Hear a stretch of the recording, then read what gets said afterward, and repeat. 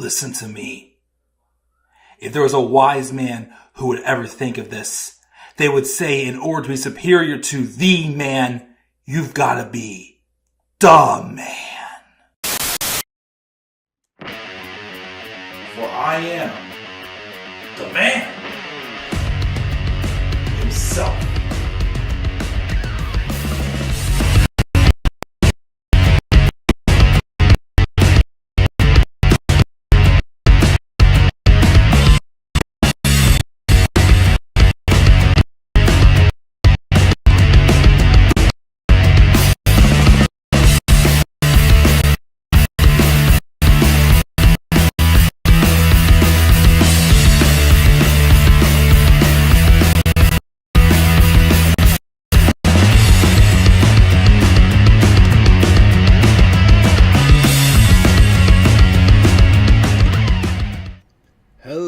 Hello guys, what is going on and how you guys all doing tonight? This is the Club of the Man 1993 and we are here live on YouTube on this Wednesday evening for my live preview and predictions for this Saturday's pay-per-view premium live event, WWE Night of Champions 2025. As of now, despite the recent events in Iran and other things going on around the world that may have made traveling to Saudi Arabia not so safe right now, as of now, as far as I believe, the event is still on for this coming Saturday, June 28th, 2025, at the Kingdom Arena in Riyadh, Saudi Arabia. The show, as of now, is still on. We're going to take a look and talk about the 6 matches happening on this card, which I'm pretty sure these are the 6 matches we're going to stick with. And I also apologize, I didn't do a my usual graphic and whatnot. But one, again, I'm not going to lie, I've had a very, very busy week so far. The next couple weeks between the holidays and whatnot are going to be very busy for me. So I didn't get to prepare actual graphics. I just took a nice looking poster off of Google. And but I will have my usual pay-per-view graphics up on for whenever we do the review. As of right now, I definitely will not be able to watch this show on Saturday, as I do have a wedding to attend. Possible plans are for me to watch it Sunday with Giza, but that's not definite yet. I'm leaning towards yes, but just in case if I'm like worn out from the weekend, because it's going to be busy. So I'm going to probably not watch the show until Sunday night, most likely. But I will at some point do a live review. Quick announcements. Also, I did announce this week that this week, next week, and the following week, I am not going to do any Raw or SmackDown reviews. Going to take a little bit of a breather from them. Reason why, again, 2 of the next 3 weeks are pay-per-view weeks. I take those weeks off anyways. Next week, with it being the holiday, for the 4th of July next Friday, and it's also the week of my wedding anniversary. 2 years married already. Holy smokes. I figured, you know what? Just give myself a breather. Upload some stuff, that I do plan on uploading. Get to work, of course, on dressing up the graphics for the best and worst match videos, as I do just really want to get those done. So, yeah, no Raw or SmackDown reviews for the next couple of weeks. I know I wanted to get my Evolution and SummerSlam cards out soon as well. It's probably not going to happen as early as I want. It's probably not going to be until, when the actual build starts for them, because they really aren't teasing that much yet for SummerSlam and Evolution yet right now as well. I also did share that as of right now, which I haven't watched Dynamite yet tonight, they did, of course, announce the 2 Casino Gauntlet matches, but right now my interest for AEW All In really isn't that high. So it's looking like I'm probably not going to watch it, as I originally planned on. Right now, it's just I just have better things to do, in my opinion. So I may not be watching that show after all. I definitely am not going to be doing a preview. But maybe if I do watch it or some of it, maybe I'll do a brief little video giving my thoughts on it if I feel up to it. But yeah, my plan for tonight, do this review, hopefully record one more Wolfenstein level and get some of those uploaded as well. I did do another one of the Scooby-Doo Showdown Ghost Town Let's Play as well. And I'm working on some baseball highlights too. So I'm definitely like taking a small breather, but soon I have to get back to work and get those best and worst match videos done, because once I get those done, I'm gonna be able to do a heck of a lot more. But without further ado, let's roll into the preview. Before we get to the preview, let's go to the live chat, as we do have Tyler here saying hello, and he also hopes that Asuka wins the Queen of the Ring finals. We'll get into those definitely for sure. Thank you as always, Tyler, for joining us live. I'm not going to go in any particular order for the matches. I think I'll start with the King and Queen of the Ring finals, then the two non-title matches, and then the two title matches. I would say overall, I have some expectation for Night of Champions. It's going to set up SummerSlam for sure, with the winners of the King and Queen of the Ring tournaments going on to fight the champion they're choosing at SummerSlam. I do think that U.S. title match is going to be very interesting as well. Storyline-wise, definitely. The main event, John Cena and the CM Punk, I'm very looking forward to as well. I'm wondering what the outcome of that match is going to be. I'm thinking we could maybe see a Seth Rollins cash-in since he has beef with CM Punk. Or would he attempt to cash on John? I don't know there. And even like one of the non-title feuds does interest me. But I do have to ask this, and I'm surprised Tyler didn't say this in the live chat yet, because usually he's been mentioning this recently. But why are we calling this one Night of Champions if there's only 2 championships being defended? See, with Triple H doing these smaller cards for pay-per-views, and we have a zillion championships for sure, I feel like the Night of Champions concept doesn't quite work. Honestly, I would have rather just call this one King and Queen of the Ring again. Because that's really the main focus, is the King and Queen of the Ring finals. Night of Champions, again, it's more so for a show that where a lot of titles are defended. And on this show, there's only 2. So, I do agree that they should have called this one something different. It should not have been Night of Champions. Again, I would have stuck with King and Queen of the Ring if I had the choice.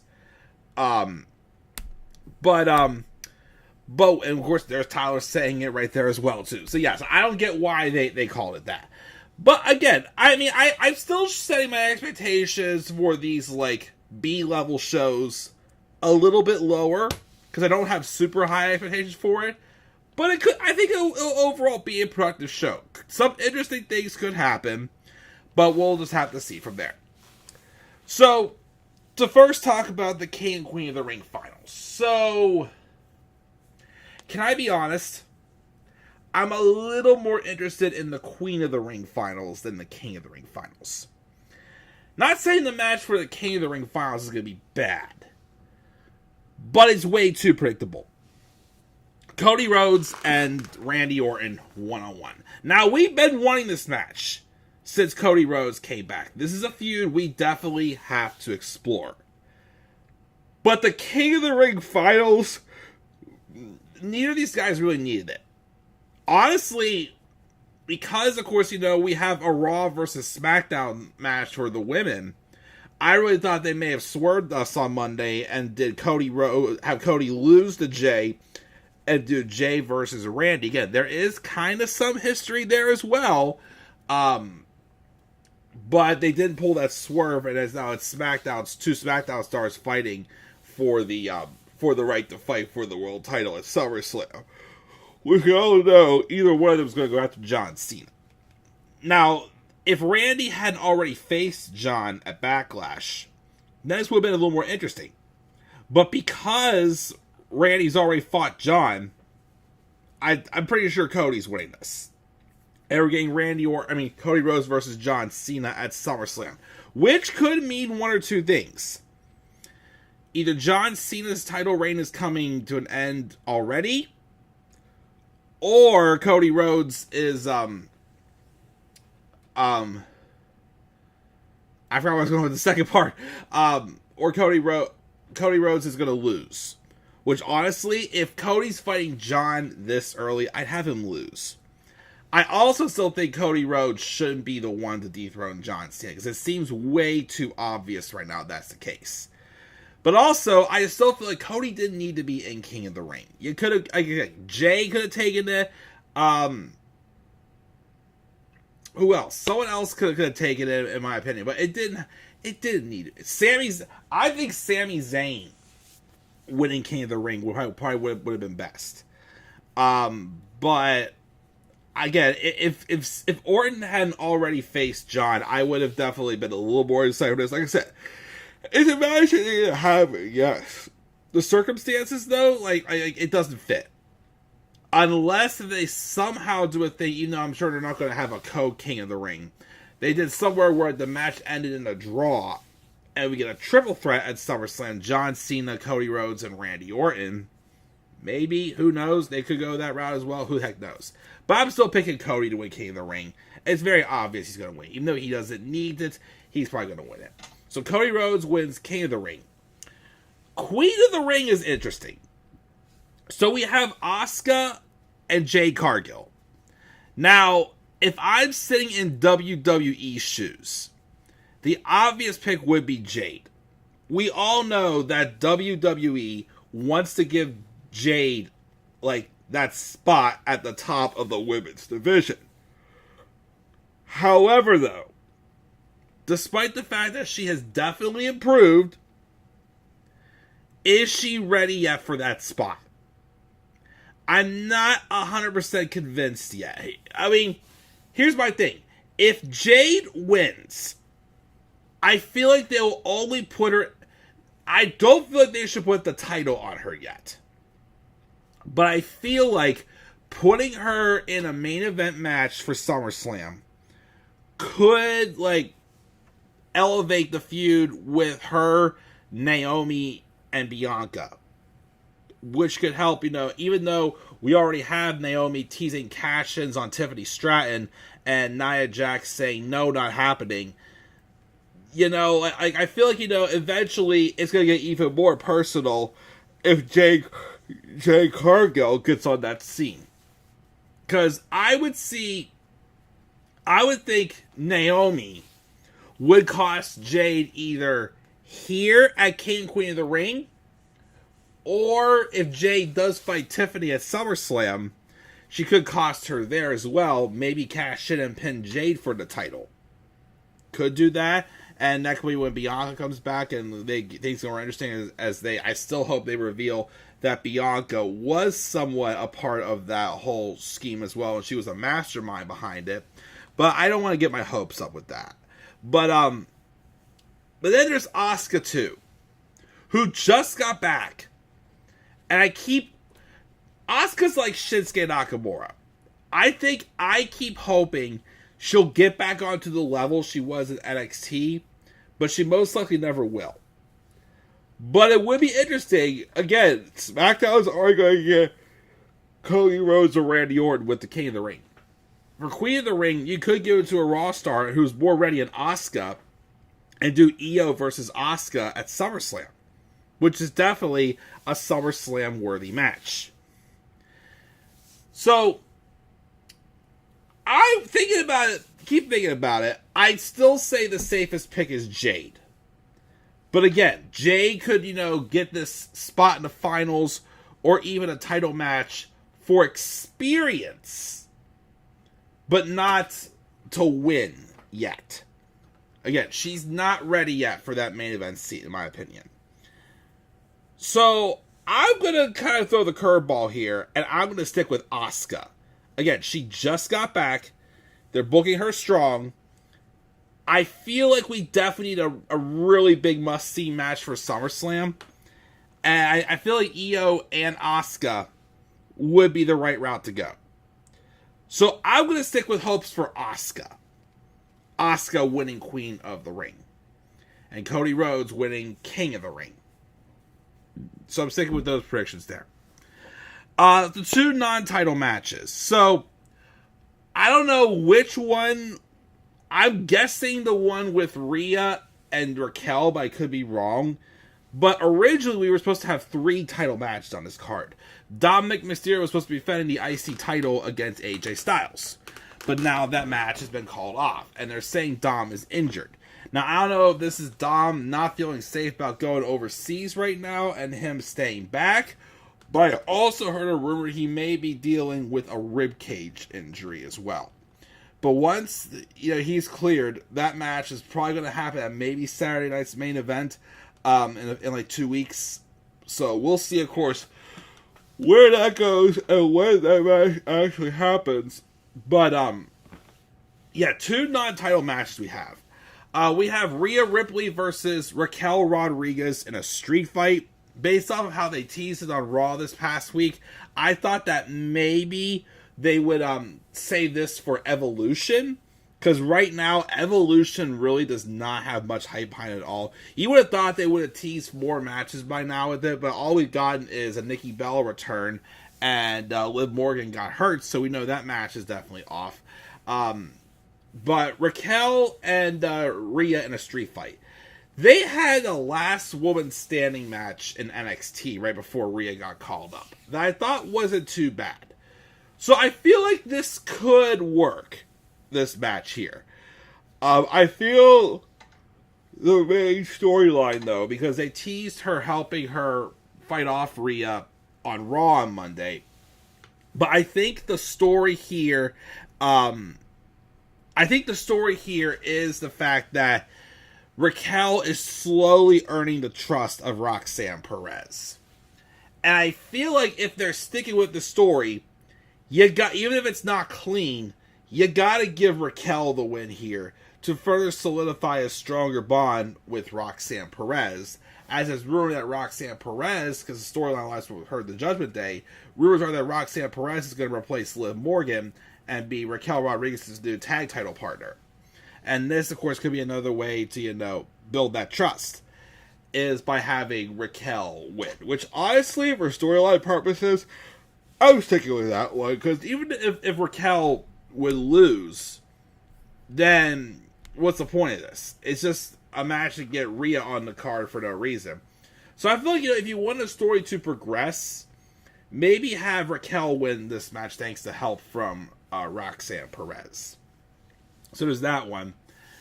Probably the match, besides, of course, the main event that I'm probably the most excited for, though, is this match with Sami Zayn and Karrion Kross. I'm very glad this is getting put on pay-per-view. Because this is the match that's going to work out for both men booked right in the long run. So we figured they put Sami Zayn on this card because he's Syrian and he's very over when they come to these Saudi Arabia shows. And he's taking on Karrion Kross, who the crowd is begging to give TV time to and give him a spotlight to. And he has this story where he's playing this character being like, the devil on everyone's shoulder. And he's trying to expose weaknesses in all these talents. And even though he hasn't gotten the wins to back him up for it, it has worked. So he's really been getting under the tail of Sami Zayn, who's saying that he can't be doing the right thing because that doesn't get you anywhere. And then, of course, they have this match. And my feel about it is I feel like how it was when Sami Zayn fought Cesaro in NXT. For NXT Arrival. They've been doing a great job, again, of building up Sami Zayn as like that underdog babyface, again, that he once was in NXT. Which again, is the Sami Zayn we should have been having all along, and not this, mouthy heel character we had for way, way, way too long, if I'm being honest. Sami Zayn should not have been a heel for like 5 years. I still don't agree with that. But I feel like the long-term plan is for Sami to win the Rumble and beat Seth Rollins for the world title at Mania next year. Of course, it would be crazy to do that also because, again, I said before, Sami's popular in Saudi Arabia with him being Syrian. They could have, since the Royal Rumble is in Saudi Arabia next year, what if they had Sami Zayn win the Rumble in Saudi? They very well could. You never know. But right here, he could take the loss. I feel like if you really want to get Karrion Kross over even more, I feel like you gotta give some merit as of like, would he be saying be true? And I think he needs this win much more than Sami. Because Sami can tell the story through a loss. Karrion Kross, again, who the fans are just begging to give him more TV time, I think could use this win more. But I'm very interested to see, like I said, it could help Karrion Kross, and it could also help Sami Zayn both long term. Eventually, Sami will get his comeuppance on Kross, but again, a match right now between them on pay-per-view, this is Kross's match to win. He's got everything to win from winning this match. So I'm hoping that happens there. And then, of course, the 2 title matches. Sikoa and Jacob Fatu will be very interesting. Storyline-wise, I think this is the show where we kind of also get, who's on whose side. We already know that JC Mateo is still with Solo. Could this be maybe where Tama Tonga and Tonga Loa return and side with Jacob? Because I know Hikuleo was on a dark match on SmackDown recently, and I feel like they're going to debut him very, very soon. Which could be Night of Champions.